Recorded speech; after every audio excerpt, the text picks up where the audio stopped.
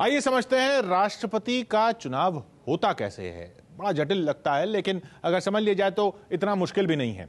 देखिए, विधानसभाएं हैं सभी राज्यों की और फिर संसद है। निर्वाचित सदस्य हैं विधानसभाओं में और निर्वाचित सदस्य लोकसभा के और राज्यसभा के निर्वाचित सदस्य, ये मिलके राष्ट्रपति को चुनते हैं। सिर्फ निर्वाचित सदस्य, नॉमिनेटेड सदस्य नहीं चुनते हैं।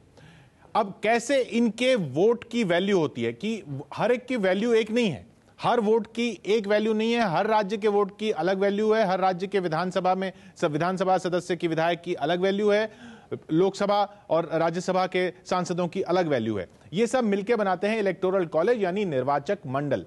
लोकसभा के सांसद, राज्यसभा के सांसद और राज्यों की विधानसभाओं के सदस्य मिलकर बनाते हैं निर्वाचक मंडल, लेकिन इनके वोट की वैल्यू अलग अलग होती है। तो लोकसभा के 543 सांसद, राज्यसभा के 233 सांसद, कुल सांसद हो गए 776। एक तो ये 776 सांसद होते हैं निर्वाचक मंडल में यानी इलेक्टोरल कॉलेज में, और कुल विधायक जो सभी राज्यों के विधायक हैं वो हैं 4083। कुल मिलाकर निर्वाचक मंडल की संख्या हो जाती है 4859। 776 प्लस 4083, 4859, ये मिलकर बनता है इलेक्टोरल कॉलेज। लेकिन अब वोट वैल्यू कैसे तय होती है? वोट वैल्यू तय होती है जैसे राज्य की विधायक की वोट वैल्यू कैसे तय होती है, जो उस राज्य की कुल जनसंख्या है, इसमें 1971 की जनसंख्या ली जाती है, तो कुल जनसंख्या उसको फिर विभाजित किया जाता है कुल निर्वाचित सदस्यों से और फिर उसको विभाजित किया जाता है 1000 से। जो वैल्यू आती है वो होती है एक विधायक की वोट वैल्यू उस राज्य के। मसलन उत्तर प्रदेश का लेते हैं। जनसंख्या उत्तर प्रदेश की 1971 के हिसाब से थी 8,38,49,905। निर्वाचित सदस्य जो है विधानसभा में वो हैं 403, यानी इसको इससे डिवाइड किया गया, विभाजित किया गया। क्या वैल्यू आई? 2,08,064। 2,08,064 को फिर डिवाइड किससे करना है? विभाजित करना है 1000 से। तो वैल्यू कितनी आई? 2,08,064 विभाजित किया 1000 से, आया 208। ये है वोट वैल्यू हर विधायक की उत्तर प्रदेश के, 208। 403 विधायक हैं, 403 विधायकों की, हर विधायक की 208 की वैल्यू, कुल मिलाकर यूपी की कुल वोट वैल्यू पूरे विधानसभा की 83,850।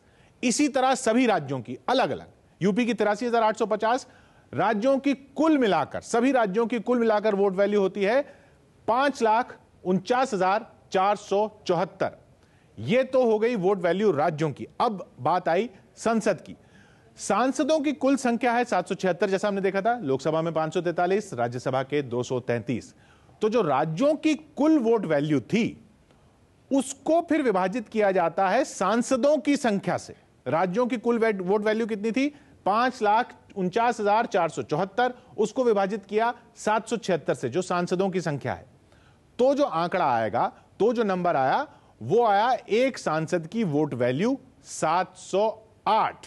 तो सांसद की 708 और हर राज्य के विधायकों की अलग अलग, कुल मिलाकर एक सांसद की 708। तो कुल सांसदों की, जो सांसद हैं 776 लोकसभा और राज्यसभा के मिलाके, कुल उनकी वोट वैल्यू हो गई 708 को मल्टीप्लाई किया 776 से, 5,49,408।